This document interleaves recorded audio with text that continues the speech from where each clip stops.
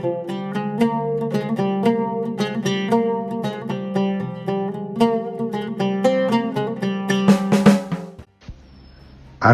ഇസ്ലാമിന് മുമ്പ് എന്ന പാഠഭാഗത്തിലെ ചെങ്കടൽ മധ്യധരണ്യായി തീരങ്ങളിലൂടെയാണ് നമ്മൾ യാത്ര ചെയ്യുന്നത്. സഹസ്രാബ്ദങ്ങൾക്ക് മുമ്പ് മധ്യധരണ്യായി തടത്തിലും ഈജിപ്ത്, മെസൊപ്പൊട്ടേമിയ, ഗ്രീക്ക് തുടങ്ങിയ സമീപ പ്രദേശങ്ങളിലും വളരെ പുഷ്കലമായിരുന്ന നാഗരികതകൾ ഇന്നും നമ്മളെ അമ്പരിപ്പിക്കുന്നതാണ്. ശാസ്ത്രം, വ്യവസായം, കൃഷി, വാണിജ്യം, യുദ്ധം എന്നുവേണ്ട മനുഷ്യജീവിതത്തിന്റെ എല്ലാ മേഖലകളിലും അവ സ്തുത്യർഹമായ നേട്ടം കൈവരിച്ചു. ഈ നാഗരികതകളുടെ ശക്തി ചൈതന്യങ്ങളുടെ സ്രോതസ് യഥാർത്ഥത്തിൽ മതമായിരുന്നു. അതിന്റെ രൂപഭാവങ്ങൾ വ്യത്യസ്തമായിരുന്നു എന്നത് ശരി തന്നെ.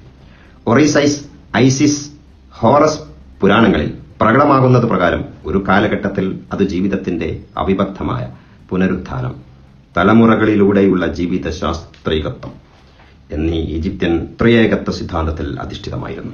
മറ്റൊരു കാലഘട്ടത്തിൽ ഇന്ദ്രിയ നിവേദിതമായ പ്രാപഞ്ചിക പ്രതിഭാസങ്ങളിൽ പ്രകടമാകുന്ന സത്യം, നന്മ, സൗന്ദര്യം എന്നിവയുടെ മൂർത്തികളെ പൂജിക്കുന്ന വിഗ്രഹാരാധനയായിരുന്നു അതിന്റെ അടിത്തറ.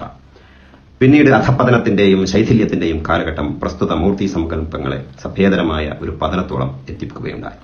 ഈ വൈജാത്യങ്ങളോടൊപ്പം തന്നെ മനുഷ്യകുലത്തിന്റെ വിധിനിർണയത്തിൽ പ്രധാന പങ്കുവഹിച്ചത് മതം തന്നെയായിരുന്നു. ആധുനിക നാഗരികതയിലും അത് ശക്തമായ സ്വാധീനം ചെലുത്തുന്നുണ്ട്. ആധുനിക നാഗരികതയിൽ മതത്തിൽ നിന്നും മുക്തി നേടാനും അതിനെ തള്ളിപ്പറയാനും ചിലപ്പോഴൊക്കെ ശ്രമിച്ചിട്ടുണ്ടെങ്കിൽ പോലും മതം പലപ്പോഴും അതിനെ തന്നിലേക്ക് അടുപ്പിച്ചുകൊണ്ടിരിക്കുകയാണ് ചെയ്തു വന്നത്. ആർക്കറിയാം, സമീപമോ വിദൂരമോ ആയ ഒരു ഭാവിയിൽ മതം ആധുനിക നാഗരികതയെയും സംശീകരിക്കുകയില്ലെന്നും. നാഗരികതയുടെ സഹസ്രാബ്ദമോളമുള്ള മതാധിഷ്ഠിതമായ വളർച്ചയുടെ പശ്ചാത്തലത്തിലാണ് ഇന്നറിയപ്പെടുന്ന ലോകമതങ്ങളുടെ പ്രവാചകർ ആഗതരായത്. ഈജിപ്തിൽ മൂസ വന്നു. ഫറോവയുടെ മടിത്തട്ടിലാണ് അദ്ദേഹം വളർന്നത്. ദിവ്യത്വത്തെയും പ്രപഞ്ചരഹസ്യത്തെയും കുറിച്ച് അദ്ദേഹത്തിന് ലഭിച്ച ശിക്ഷണം ഫറോവയുടെ പുരോഹിത വൃന്ദത്തിലും മത നേതാക്കളിൽ നിന്നായിരുന്നു. ഞാനാണ് നിങ്ങളുടെ പരമോന്നതനായ ദൈവം എന്ന് ഫറോവ പ്രഖ്യാപിക്കുകയും ചെയ്തിരുന്നു. ഒരു നാട്ടിലെ ജനതയ്ക്ക് മാർഗദർശനം നൽകാൻ ദൈവം അനുവാദം നൽകിയതോടെ ഫറോവയും പുരോഹിത വൃന്ദവും മൂസയുടെ എതിരാളികളായി മാറി. ഒടുവിൽ ഇസ്രായേൽ സന്തതികളോടൊപ്പം ഫലസ്തീനിലേക്ക് പലായനം ചെയ്യാൻ അദ്ദേഹം നിർബന്ധിതനായി. ഫലസ്തീൻ യേശു ആഗതനാവുകയാണ്. മറിയമിൽ ആവാഹിക്കപ്പെട്ട ദൈവവചനവും ചൈതന്യവുമായിരുന്നു അദ്ദേഹം. ദൈവം യേശുവിനെ തന്നിലേക്ക് ഉയർത്തിയപ്പോൾ ശിഷ്യഗണം അദ്ദേഹത്തിന്റെ സന്ദേശവാഹകരും പ്രബോധകരുമായി തീർന്നു. അവർക്ക് കഠിനമായ എതിർപ്പും ശത്രുതയും നേരിടേണ്ടി വന്നു. ക്രൈസ്തവതയുടെ പ്രചാരത്തിന് വഴിയൊരുക്കുവാൻ ദൈവം നിശ്ചയിച്ചപ്പോൾ അന്നത്തെ ലോകാധിപതിയായ റോമൻ ചക്രവർത്തിയും റോമാ സാമ്രാജ്യവും പുതിയ മതം സ്വീകരിക്കുകയുണ്ടായി.